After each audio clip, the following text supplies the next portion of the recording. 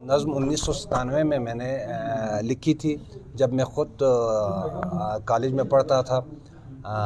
اور یہ بلتی زبان میں ماں پر پہلی نظم بھی ہے۔ یوں ہے: نی انگو نانو گا اومو لسکے دے ریا دک دک، نی انگو نانو گا اومو لسکے دے ریا دک دک، ربی سے میں سپن اسپالبینو بیسین چا دک دک، تھونو گا سمسے گا گیوک پی کھنا گون تھاک تھونے من، تھونو گا سمسے گا گیوک پی کھنا گون تھاک تھونے من، نی لامین بزوت میڈیکا میکالینا تا دک دک، نمزو بولبانا بیابیون چخ بیسے نانو خلا دینا، نمزو بولبانا بیابیون چخ بیسے نانو خلا دینا، بانا تھال تھول پہ کسنی دیان چو دینا گوا دک دک، nga besin biun fina jaxsis po kure nare jagi، nga besin biun fina jaxsis po kure nare jagi، بربسی ہش رڑے بن سنسیسی کارتیا دک دک، جغنا کسکا نورنا نامی سلزار گل بھی رسی، جغنا کسکا نورنا نامی سلزار گل بھی رسی، سرترا انگا منا تھیاپا بودنا نگا دک دک، سحمرگیز گول جغی بلانسن اللہ پازوننا، سحمرگیز گول جغی بلانسن اللہ پازوننا، سنفیغی نوینچنگی لکسینو دعا بیا دک دک، لوگ سے تھنارے یولینو سو بیسینا سون سے، لوگ سے تھنارے یولینو سو بیسینا سون سے، نیمیگی اتپو میون سازر رانتریا دک دک، انگونا تھوپا یولین کیا ممیگو چالے روش، انگونا تھوپا یولین کیا ممیگو چالے روش، کھیری بلان کھوکھلا کہرے اسنی چیمی تو دعا دک دک۔ بسم اللہ الرحمن الرحیم۔ ناظرین، آپ دیکھ رہے ہیں اسکردو ٹی وی کا ادبی پروگرام بزم سخن، اور میں ہوں ذوالفقار علی۔ آج کی ہماری اس نشست کے مہمان ہیں معروف شاعر گلگت بلتستان کے اردو غزلیات کے حوالے سے آپ کا بڑا نام ہے، جناب افضل روش صاحب۔ سر، آپ کو خوش آمدید کہیں گے۔ ناظرین، افضل روش کا نام مزاحمتی ادب میں ایک بہت ہی اہم نام ہے، اور اس وقت آپ موجودہ پاک برٹش آرٹس انٹرنیشنل کے بلتستان ریجن کے صدر ہیں۔ آپ درد پاک کے نام سے ان کا پہلا مجموعہ کلام 2004 میں شائع ہوا۔ اس کے علاوہ بلتی افسانوں کا مجموعہ فرتق کے نام سے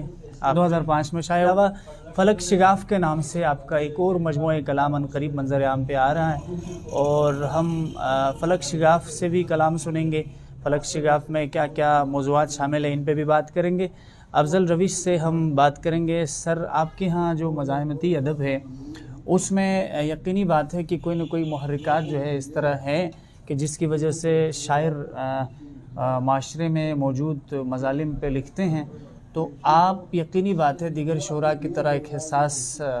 دل رکھنے والا انسان ہیں۔ موضوعات کے متعلق بتائیے گا، اپنے شعر و شاعری کا آغاز آپ کو یاد ہے کب سے شروع کیا تھا؟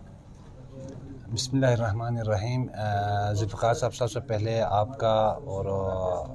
آپ کی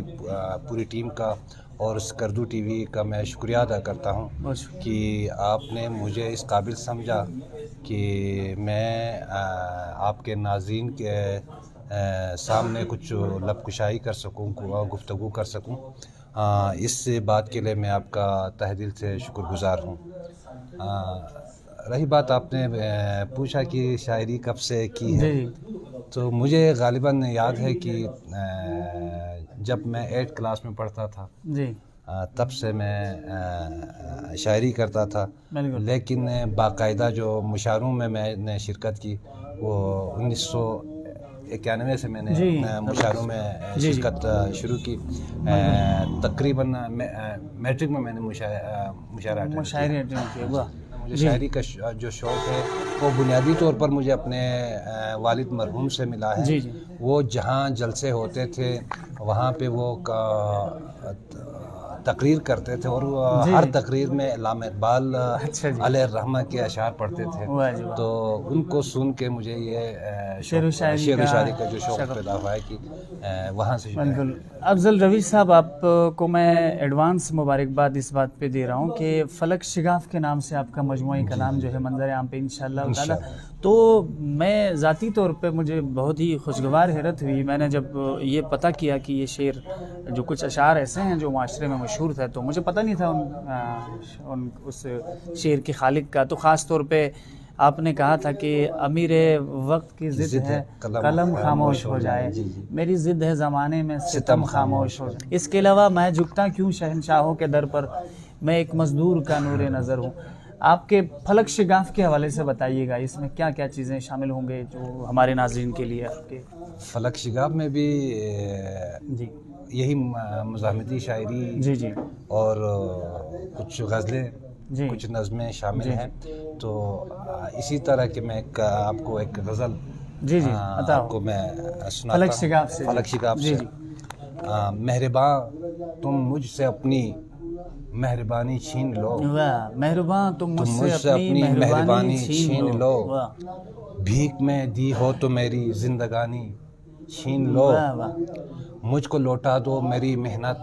مشقت کا جنوں، واہ واہ، مجھ کو لوٹا دو میری محنت مشقت کا جنوں، تم فراوانی یہ رزق ارمغانی چھین لو، واہ اور یاد آتے ہیں مجھے شدت سے گمنامی کے دن، واہ جی واہ، بحر شہرت کی یہ ساری بے قرانی چھین لو، واہ جی واہ، جرأت انکار بیعت پر گلا کاٹا تو پھر، جرأت بہت اچھا، انکار بیعت پر گلا کاٹا تو پھر، تم لہو سے میرے رنگ ارغوانی چھین واہ لو، واہ، بہت اور اہل حق کی زندگی چھینی گئی ہر دور میں، اہل حق کی زندگی، اہل حق کی زندگی چھینی گئی ہر دور میں، اب شہیدوں سے حیات جاویدانی چھین لو، واہ، یہ نیا فرمان ہے کہ شاعر بے باک سے، یہ نیا فرمان ہے کہ شاعر بے باک سے، یہ روانی اور یہ شیریں بیانی چھین لو، اور حرمت قرطاس پر بازو ہوا میرا قلم، حرمت قرطاس پر بازو ہوا میرا قلم، خون سے لکھی ہوئی پوری کہانی چھین لو، واہ واہ واہ، اور تم سے گر دیکھی نہیں جاتی صداقت کی روش، تم سے گر دیکھی نہیں جاتی صداقت کی روش، تم میرے الفاظ سے ان کے معانی چھین لو، بس تو اسی میرے طرح الفاظ سے ان کے معنی چھین لو۔